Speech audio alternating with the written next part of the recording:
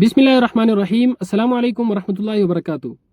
आज हम बात करेंगे ख्वाब के अंदर पैसा देखना या पैसा पाना कैसा है। अल्लामा इब्न सीरीन रहमतुल्लाह अलैह ने ख्वाब में पैसा देखने या पैसा पाने की तकरीबन 5 मुख्तलिफ सूरतें बयान की हैं। इनमें से हर एक सूरत की अलग अलग ताबीर बयान की है। मसलन ख्वाब में पैसा देखना या ख्वाब में पैसा पाना या ख्वाब में पैसे को ज़ाय करना या ख्वाब में पैसा हाथ में लेना, ख्वाब में पैसे का गुम हो जाना, ख्वाब में पैसे मिलते देखना वगैरह।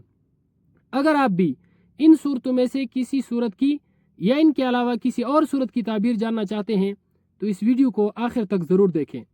अगर कोई शख्स ख्वाब के अंदर पैसा देखता है या ख्वाब के अंदर पैसा पाता है तो उसकी ताबीर ये है कि इस ख्वाब देखने वाले शख्स का किसी के साथ झगड़ा होगा, तकलीफ, रंज और गम में मुब्तला होगा या ये शख्स बीमार होगा।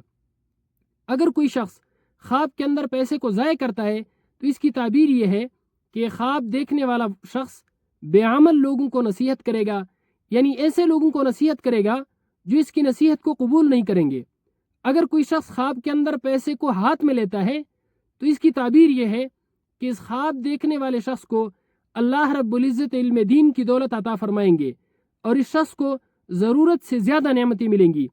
अगर कोई शख्स ख्वाब के अंदर देखता है कि इसका पैसा गुम हो गया है तो इसकी ताबीर ये है कि इस ख्वाब देखने वाले शख्स के किसी अजीज़ की मौत वाक़ होगी, इस शख्स की दौलत चोरी होगी।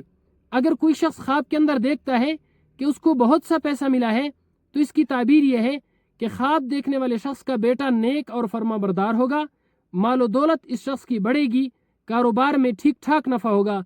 अल्लाह रब्बुल इज़्ज़त से दुआ है कि अल्लाह तबारक व तआला हमारे ख्वाबों को हमारे लिए बायसे रहमत और बायसे बरकत बनाए।